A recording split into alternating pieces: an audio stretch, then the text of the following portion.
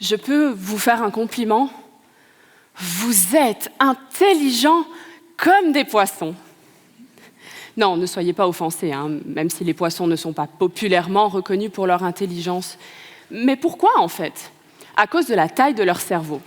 Les animaux à sang froid, poissons et reptiles, ont un cerveau en moyenne 10 fois plus petit, proportionnellement à la taille du corps, que les animaux à sang chaud, mammifères ou oiseaux. La taille est donc utilisée pour approximer l'intelligence. La taille du cerveau. Quand on parle de capacité mentale, on parle de cognition. Une espèce dite intelligente pourra résoudre plus de tâches cognitives ou des tâches cognitives plus complexes qu'une autre espèce. Mais qu'en est-il de la pertinence d'une capacité cognitive? Si je vis dans un monde sans voiture, je n'ai pas besoin de permis de conduire.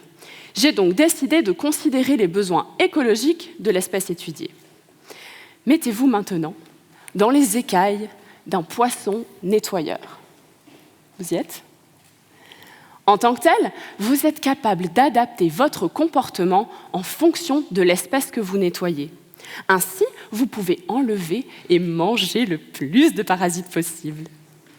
Vous avez déjà montré au monde scientifique que vous étiez capable de faire preuve de patience, d'anticipation, de raisonnement et même de manipulation. Sur certaines tâches, vous avez déjà dépassé les primates. Du coup, la science continue de se dire « mais ils ont un tout petit cerveau, il doit y avoir une différence ». Et c'est ça que j'ai voulu comprendre. Je suis venue chez vous, mes petits poissons, dans les récifs turquoises de la Polynésie française et dans la grande barrière de corail. Je vous ai attrapé avec une épuisette, mis dans un aquarium, et après m'être assuré que vous vous portiez bien et que vous étiez motivés, je vous ai présenté des problèmes à résoudre.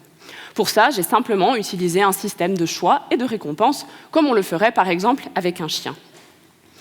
Certains problèmes étaient simples, d'autres plus complexes. Je vous les ai présentés dans des contextes parfois pertinents écologiquement pour vous, parfois plus abstraits. Tout ça dans le but de comprendre comment vous résolvez les problèmes posés par votre environnement. Et vous, mes chers poissons, vous m'en avez donné des réponses. Vos besoins écologiques sont effectivement la base de vos capacités cognitives. De plus, j'ai observé que, pertinent ou pas, avec le bon entraînement, vous pouvez résoudre tous les problèmes. Du coup, c'est peut-être ça, en fait, la différence entre un gros et un petit cerveau. La façon de résoudre un problème, et pas tellement si on peut le résoudre ou pas. Vous résolvez des problématiques qui sont compliquées avec des mécanismes simples. Moi, je dis que c'est une grande intelligence. Alors maintenant, en tant qu'humain, de nouveau, bon retour parmi nous, si quelqu'un vous redit dans votre vie que vous avez une intelligence de poisson, dites-lui merci. Merci à vous et vive les poissons!